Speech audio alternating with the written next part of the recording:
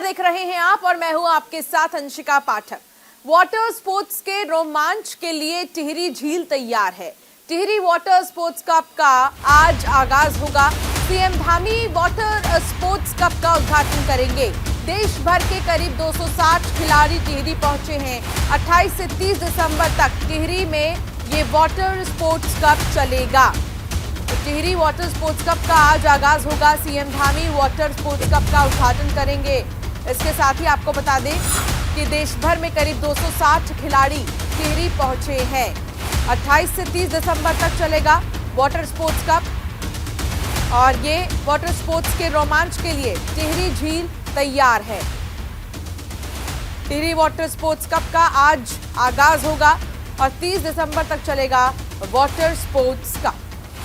CM Dhami भी water sports cup का उद्घाटन करेंगे। देश भर के करीब 260 खिलाड़ी टिहरी पहुंचे हैं।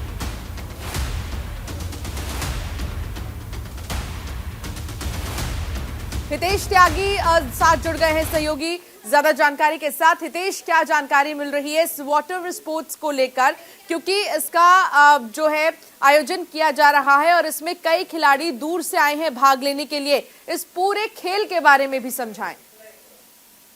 देखिए, पर्यटन के लिहाज से और खेल के लिहाज से टिहरी वाटर स्पोर्ट्स का जो कप का जो एशियाई चैंपियनशिप ओलंपिक का जो खेल अब शुरू होने जा रहा है, क्योंकि मुख्यमंत्री पुष्कर सिंह धामी ने पहले ही केंद्र से इस बाबत में बात की थी और इसके लिए प्रस्ताव भेजा था। हालांकि उस प्रस्ताव पर मोहर लग गई है केंद्र की तरफ से, तो उसी के लिहाज से देश भर के तमाम खिलाड़ी इस टिहरी झील में खेलने के लिए आ रहे हैं। और जो यहाँ पर खेल होने जा रहे हैं, उन खेलों का जो महत्व है उत्तराखंड में पर्यटन के लिहाज से या फिर खेल के माध्यमों को बढ़ावा देने के लिए, तो कई सारी ऐसी चीजें हैं जिनमें मुख्यमंत्री पुष्कर सिंह धामी ने अपने अधिकारियों को भी निर्देश दिए हैं।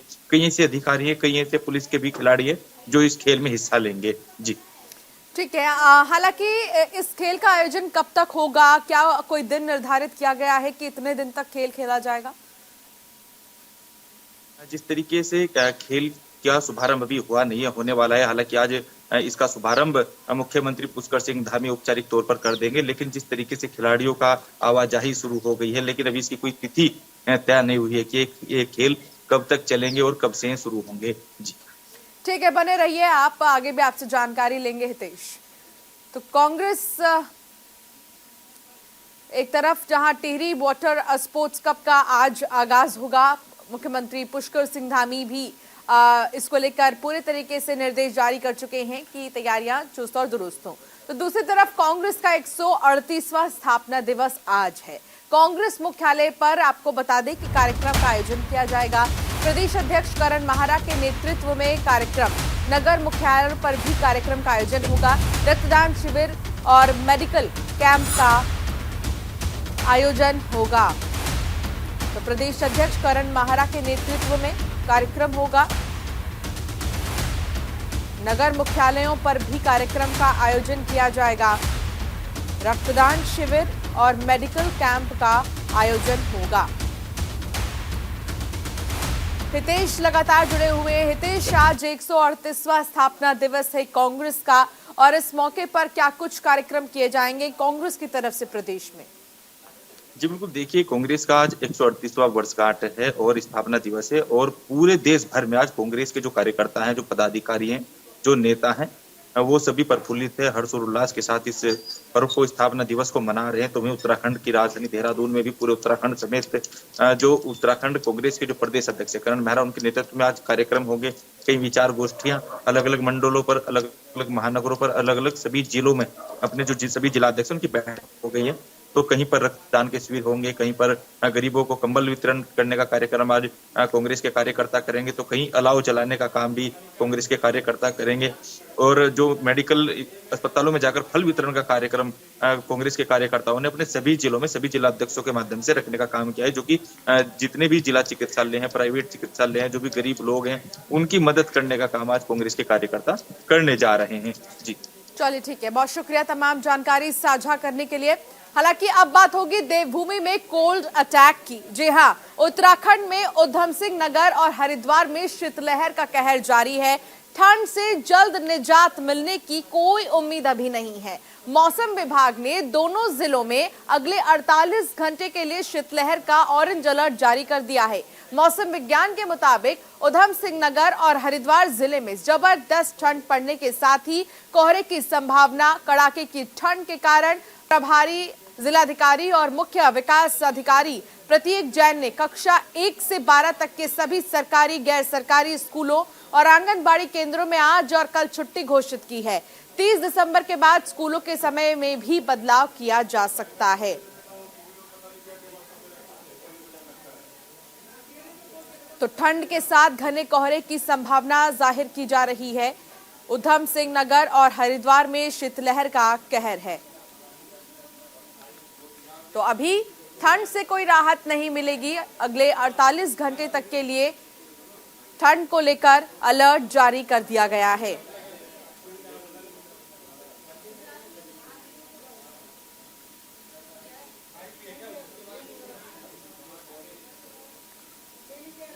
तो अभी ठंड से कोई राहत नहीं है, लेकिन अब आपको बताते हैं कि प्रमुख जगहों पर अभी मौसम का मिजाज क्या कुछ है। अगर बात करें उत्तराखंड की, तो जिस तरीके से तमाम जो अलग अलग जगह है, शहर है, वहां पर अभी तापमान कितना है ये आपको हम दिखा रहे हैं। तो शहर देखिए, देहरादून अधिकतम 24 डिग्री सेल्सियस, न्यूनतम 7.2, और पंतनगर की बात करें तो 11 अधिकतम है डिग्री सेल्सियस और 5 डिग्री सेल्सियस जो है वो न्यूनतम टेम्परेचर है। मुक्तेश्वर की अगर हम बात करें तो 14 जो है अधिकतम टेम्परेचर है और 2.7 न्यूनतम टेम्परेचर है मुक्तेश्वर का। यानी आप समझ सकते हैं कि मुक्तेश्वर में कितनी ज्यादा ठंड पड़ रही है। नई टिहरी की अगर बात करें तो अधिकतम तापमान 15 डिग्री सेल्सियस है और 3.4 जो है ये न्यूनतम तापमान है। यानी कि कुल मिलाकर अभी कोई राहत नहीं है। हरिद्वार की बात करें तो 17.7 अधिकतम तापमान है और न्यूनतम तापमान 6.0 है। रुड़की की अगर बात करें तो 16.4 अधिकतम तापमान और 5.6 न्यूनतम तापमान। मसूरी में 9.0 अधिकतम तापमान है और -2 पहुंच चुका है न्यूनतम तापमान। ये मसूरी का आपको बता रहे हैं। और बात अगर नैनीताल की जाए तो नैनीताल में देखिए 11.5 अधिकतम तापमान है और 0.0 न्यूनतम तापमान है। तो ये है मौसम का मिजाज इन शहरों का। और उत्तराखंड आप अगर घूमने जा रहे हैं, खास तौर पर मसूरी, नैनीताल, इन जगहों पर अगर आप जा रहे हैं तो ये आपके लिए जानना जरूरी है कि अभी वहां के तापमान में गिरावट दर्ज की जा रही है और अगले 48 घंटे तक इसी तरह ये सिलसिला जारी रहेगा। ठंड का प्रकोप लगातार जारी रहेगा। अभी शीतलहर का कहर है, बर्फबारी हो रही है कुछ जगहों पर, इसीलिए ठंड को लेकर ऑरेंज अलर्ट जारी किया गया है। आज और कल हरिद्वार के सभी स्कूल बंद रहेंगे। ठंड के साथ साथ घने कोहरे की भी संभावना है। हितेश त्यागी मेरे सहयोगी लगातार हमारे साथ जुड़े हैं। हितेश, अभी देखिए ठंड को लेकर कोई राहत नहीं है। कुछ ऐसे शहर हैं जिनके तापमान के बारे में हम दर्शकों को दिखा रहे थे, लेकिन सबसे ज्यादा ठंडा नैनीताल और मसूरी है अभी। जी बिल्कुल, देखिए साफ तौर पर बिल्कुल आपने सही कहा अंशिका, क्योंकि उत्तराखंड में इन दिनों कड़ाके की सर्दी पड़ रही है। तो वही मैदानी क्षेत्रों में लगातार कोहरे की लगातार बढ़ रहा है, कोहरा भी बढ़ रहा है और कोहरे की वजह से लगातार यहाँ पर भी शीतलहर देखी जा रही है, जिस कारण कोहरा तेज है। और मसूरी और नैनीताल की अगर हम बात करें, क्योंकि यहाँ पर का जो तापमान है वो फिलहाल गिर रहा है और इसी लिहाज से जो यहाँ के अधिकारी है, मुख्यमंत्री पुष्कर सिंह धामी ने भी साफ तौर पर अधिकारियों को निर्देश दिए कि जो बाहर से आने वाले जो पर्यटक है, क्योंकि पर्यटकों का जो आवागमन है वो तेज हो गया है, नए साल का शुरुआत भी होने वाली है, तो उसी के लिहाज से लोग बाग नैनीताल का और मसूरी का ज्यादा रुख कर रहे हैं। तो उसी के लिहाज से लोगों को निर्देश भी किए जा रहे हैं, अपील भी की जा रही है कि ज्यादा से ज्यादा कपड़े अपने लेकर आए, पूरे कवर अप होकर उत्तराखंड का रुख करें। जी बिल्कुल, देखिए लेकिन अभी 2 दिन तक कोई राहत नहीं मिलेगी ये भी कहा जा रहा है। लेकिन क्या कोई ऐसा प्रोटोकॉल या गाइडलाइन जारी की गई है ठंड को लेकर प्रशासन के लिए भी कि प्रशासन इन चीजों की व्यवस्था करे? क्या रैन बसेरों में उतनी व्यवस्थाएं हैं? देखिए, जो रेन बसेरों की आपने बात कही है, वहां पर पूरी व्यवस्थाएं शासन प्रशासन की तरफ से की गई है। अब से पहले भी वहां पर कंबलों की व्यवस्था कर दी गई थी, लेकिन जिस तरीके से पर्यटकों का आवागमन लगातार उत्तराखंड की तरफ बढ़ रहा है, उसी के लिहाज से ऐसे कोई प्रोटोकॉल, ऐसी कोई गाइडलाइन सरकार ने भी जारी नहीं की है, क्योंकि जो ठंड का जो तापमान है वो पहले से इस बार ज्यादा गिरा है और आने वाले समय में कोई ऐसी घटना ना हो, कोई अप्रिय घटना ना हो, उसी को देखते हुए यहाँ पर जो अलाव का जो सिस्टम है वो तेजी कर दिया गया है। जगह जगह अलाव लगाए जा रहे हैं। रात के समय में प्रशासन को भी इस तरीके से निर्देशित यहाँ पर कर दिया गया, क्योंकि मसूरी में खास तौर पर जो पर्यटक है वो बढ़ रहे हैं। जी, बहुत शुक्रिया हितेश, तमाम जानकारी साझा करने के लिए।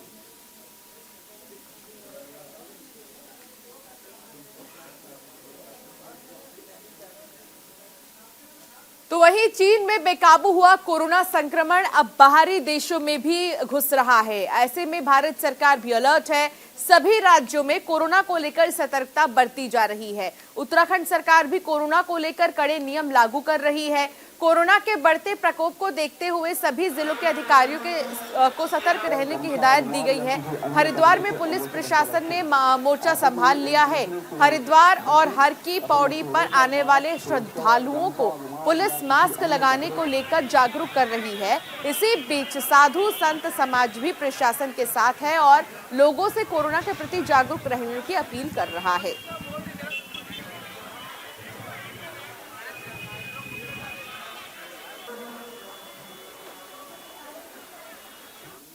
निर्देशन मिलते जा रहे हैं, उसके अकॉर्डिंगली लोगों को भी हम लोग सतर्क भी कर रहे हैं और उनसे सहयोग की अपील भी कर रहे हैं। उनसे रिक्वेस्ट कर रहे हैं कि जो भी यहाँ पे हरिद्वार में हर की पैड़ी और आसपास के जो इलाके हैं जहाँ पे लोगों का आवागमन बहुत ज़्यादा है, वहाँ पे वो मास्क का प्रयोग करें और भीड़ भाड़ वाली जगहों पे बिना मास्क के घूमने से अपने आप को बचें। कोरोना का फिर से प्रचार प्रसार हो रहा है, तो ऐसे में हम लोग सभी लोग और जितने भी यहाँ के धर्मगुरु हैं वो भी और समाज सेवी जितनी संस्थाएं हैं, सभी लोग मिलके इस कार्य को कर रहे हैं कि जो लोग भी यहाँ पे आए, जो भी रहें, जितने भी भीड़ भाड़ वाली जगहों पे जा रहे हैं, वहाँ पे मास्क का प्रयोग जरूर करें। कोविड को लेकर के भारत सरकार बहुत सक्रिय है और देश के सभी लोगों को इसमें जो है वो और सतर्कता बरतनी चाहिए। मुझे लगता है कि सबसे पहले शरीर है, शरीर और रक्षित धर्मो रक्षित रक्षित, शरीर की रक्षा होनी चाहिए। इसलिए मैं अपील करता हूँ लोगों से कि मास्क और दूरी बना करके रखें, सावधानी रखें, अपने जो है वो इम्यूनिटी को बढ़ाएं आप, और योगा अभ्यास, पंचकर्मा थेरेपी, प्राणायाम, आयुर्वेदिक औषधि और नियमित दिनचर्या का सेवन। संजय पुंडेर साथ जुड़ गए हैं मेरे संवाददाता। संजय, क्या जानकारी मिल रही है? हरिद्वार में साधु संतों ने भी मोर्चा संभाल लिया है, कोविड ना फैले इसको लेकर वो जागरूक कर रहे हैं लोगों को। क्या कुछ किया जा रहा है कोरोना के मद्देनजर? निश्चित तौर पर अंशिका, कोरोना से बचाव के लिए सबसे ज्यादा जरूरी है मास्क लगाकर रखना और सोशल डिस्टेंस बनाए रखना। यही वजह है कि हरिद्वार पुलिस अब लगातार सड़कों पर उतरकर लोगों से अपील कर रही है कि आप मास्क लगाकर रखें, क्योंकि हमने देखा है कि पहली और दूसरी लहर में जिस तरह से लोग जागरूक रहे हैं और उसी वजह से कहीं ना कहीं कोरोना से बच सके हैं। यही वजह एक बार फिर उत्तराखंड सरकार ने भी गाइडलाइन जारी कर दी है और तमाम जनपदों के अधिकारियों को निर्देश दे दिए हैं कि अपने अपने जनपदों में लोगों को जागरूक करें और ज्यादा से ज्यादा लोगों को मास्क लगाने के लिए कहें, क्योंकि मास्क लगाकर ही हम सुरक्षित रह सकते हैं। धर्म नगरी हरिद्वार में भी लगातार यहाँ पर एक ऐसी नगरी है, आस्था की नगरी है, देश विदेश से श्रद्धालु यहाँ पर लगातार पहुंचते हैं और आप देख रहे हैं नया साल भी नजदीक है। ऐसे में लगातार जो श्रद्धालुओं का आना है वो भी लगातार जारी है। ऐसे में लगातार ही लोगों से अपील की जा रही है कि आप मास्क लगाकर रखें। हालांकि पुलिस प्रशासन के साथ साथ साधु संत भी लगातार लोगों से अपील कर रहे हैं कि आप मास्क लगाकर रखने के साथ ही आप सुरक्षित रह सकते हैं। अंशिका, ठीक है संजय, बने रहिए, आगे भी आपसे जानकारी लेंगे। संजय, तो कोरोना को लेकर जिस तरीके से सावधानी और सतर्कता की बात सरकार की तरफ से की जा रही है, उसमें ये कहा गया है कि मास्क और जो प्रोटोकॉल्स हैं, सैनिटाइजर और सोशल डिस्टेंसिंग का, उसको ध्यान में रखें। कोरोना की दस्तक के बाद चमोली में स्थानीय विभाग ने जितने भी स्वास्थ्य विभाग की टीमें हैं वो अलर्ट हो गई हैं। कोरोना के रोकथाम को लेकर तैयारियां शुरू कर दी गई हैं। विभाग ने जिले में नए साल पर पर्यटक स्थलों में आने वाले पर्यटकों और स्थानीय लोगों की सुरक्षा को लेकर एहतियात बरतने के निर्देश दिए हैं। साथ ही होटल संचालकों और पर्यटन व्यवसायियों को मास्क के उपयोग और 2 गज की दूरी का भी पालन करने के निर्देश दिए हैं। तो वहीं विभाग ने लोगों से कोरोना की प्रिकॉशन डोज लेने की अपील भी की है।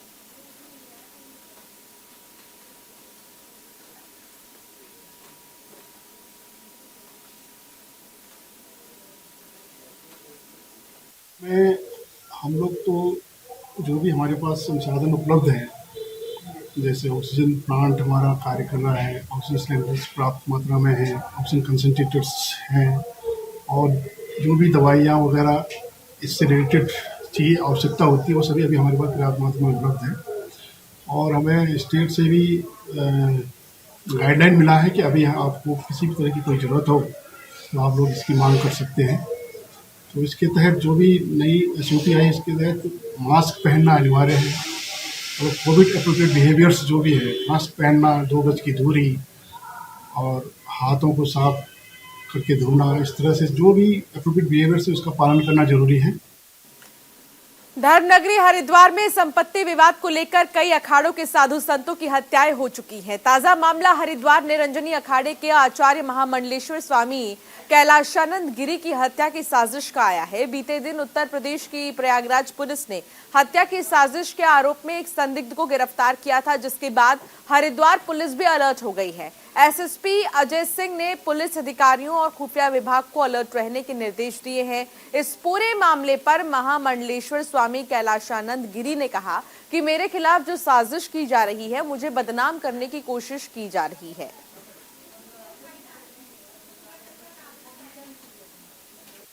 प्रकरण संज्ञान में आया था और इसमें व्यक्तिगत रूप से फोन पर वार्तालाप भी हो गया था और इसमें SP सिटी को भी लगाया गया था कि मौके पर जाकर संबंधित, क्योंकि गंभीर प्रकरण है, हमारे साधु संत है या कोई षड्यंत्र अगर हो रहा है उनके खिलाफ या कहीं से भी कोई ऐसा अंदेशा है, उसमें टीम लगाई गई, पूरी जानकारी की जा रही है। चूंकि उत्तर प्रदेश से भी रिलेटेड मामला है तो वहां से भी संपर्क में है, तो इसमें गोपनीय रूप से भी हमने लोगों को लगाया हुआ है कि कहीं इसके पीछे कोई और बड़ा षड्यंत्र हो, तो इसमें समस्त कार्रवाई चल रही है। हमारी जो बढ़ती हुई छवि है, बढ़ता हुआ हमारा कद है, हम देश में नहीं दुनिया में अपनी प्रतिष्ठा स्थापित कर रहे हैं अपने कर्म के कारण, अपनी अध्यात्म के कारण, अपनी कर्मनिष्ठता के कारण। वो कुछ लोगों को अच्छा नहीं लगता होगा अगर ऐसा कुछ है। वैसे भगवान जाको राखे साइयाँ मार सके ना कोई, बालन बाका कर सके जो जग बैरी होए। ईश्वर, हम तो माँ काली के सेवा में हैं, माँ काली के पुत्र हैं, महादेव के सेवक हैं, इसलिए हमें लगता है कि हमारी सेवा तो भगवान की सेवा है और हमारी रक्षा महादेव और माई की रक्षा है। और संजय पुंडेर हमारे संवाददाता हमारे साथ जुड़ गए हैं। संजय, देखिए, तमाम जो खुफिया एजेंसीज है उनको अलर्ट रहने की बात भी की गई है, कहां पर जो है पुलिस प्रशासन मुस्तैद है?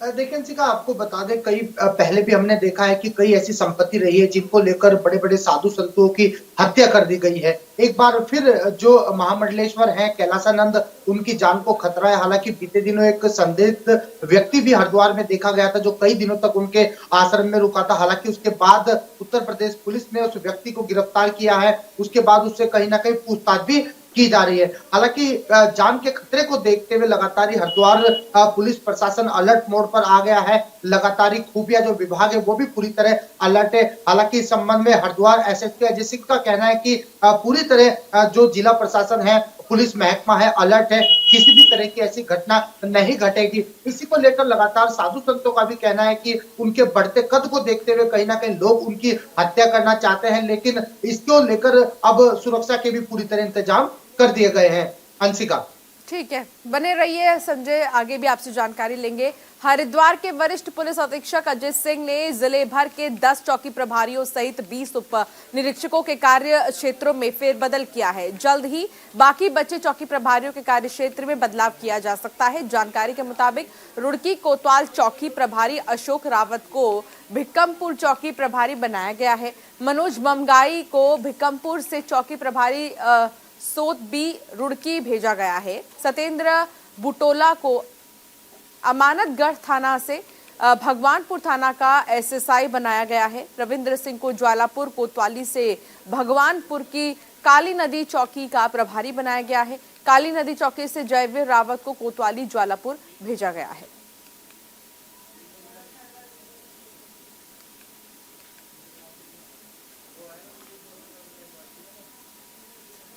तो वहीं नए साल को लेकर चंपावत प्रशासन अलर्ट है। जिले के सीमांत क्षेत्रों में सुरक्षा बढ़ा दी गई है। सीमा पर पुलिस और SSB के जवानों की तैनाती की गई है।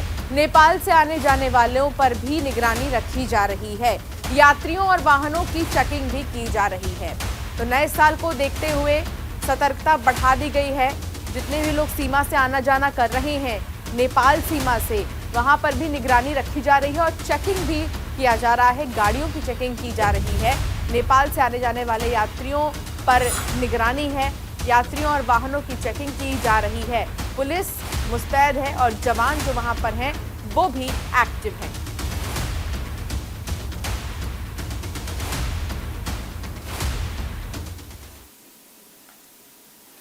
तो वहीं भूकंप आने का सिलसिला लगातार जारी है। उत्तराखंड में उत्तरकाशी में भूकंप के झटके महसूस किए गए हैं। रिक्टर स्केल पर 3.1 भूकंप की तीव्रता रही है।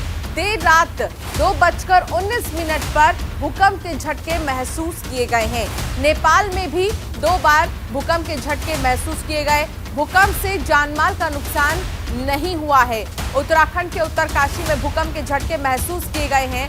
जानकारी के मुताबिक भूकंप के झटके देर रात 2:19 पर आए। भूकंप की गहराई जमीन से 5 किलोमीटर नीचे दर्ज की गई है। रिक्टर स्केल पर भूकंप की तीव्रता 3.1 बताई जा रही है। हालांकि जिले में भूकंप से जानमाल का नुकसान अभी उसकी कोई सूचना नहीं है। ये भी बता दें कि दिसंबर महीने में उत्तराखंड में कई बार भूकंप आ चुका है। इससे पहले 19 और 12 दिसंबर को भी उत्तराखंड में भूकंप आया था। तब भी उत्तरकाशी और देहरादून सहित पूरे राज्य में भूकंप के झटके महसूस किए गए थे। नेपाल में भी 2 बार महसूस किए गए हैं भूकंप के झटके। तो भूकंप के झटके नेपाल में 2 बार महसूस किए गए हैं। रात में 2 बार नेपाल में भूकंप के झटके महसूस किए गए हैं, जिसके चलते आसपास के राज्य खासतौर पर उत्तराखंड में भूकंप के झटके महसूस किए गए हैं। और नए साल के जश्न के लिए विश्व प्रसिद्ध विंटर डेस्टिनेशन औली एक बार फिर से पर्यटकों से गुलजार हो गई है। औली गुरसो ट्रैक पर पर्यटकों का तांता लगा हुआ है। औली में इस समय बर्फ कम होने से पर्यटक औली के ऊपर गोरसो बुग्याल पहुंचकर बर्फ का आनंद ले रहे हैं। पर्यटक गोरसो के बुग्याल और जंगल तक घोड़े खच्चरों से पहुंचकर बर्फ का दीदार कर रहे हैं। पिछले दिनों पहाड़ों में काफी बारिश और बर्फबारी हुई थी, जिसके बाद मौसम में काफी बदलाव आया है। हालांकि इन दिनों मौसम साफ है, तो वहीं पर्यटकों की संख्या बढ़ने से होटल कारोबारियों के चेहरे खिल उठे हैं।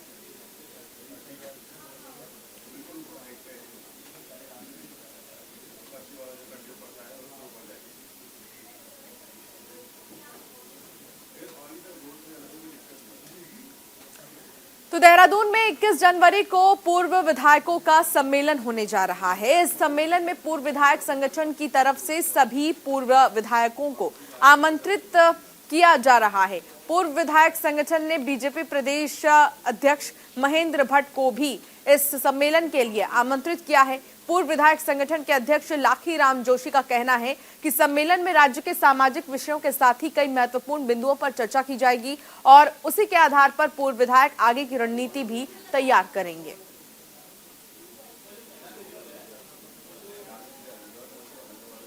तो सामान्य रूप से हमारी भेंट थी और चूंकि हमारे माननीय अध्यक्ष जो है हमारे पूर्व विधायक भी हैं, तो पूर्व विधायक संगठन की तरफ से हम सभी लोग उनसे मिलने के लिए आए थे।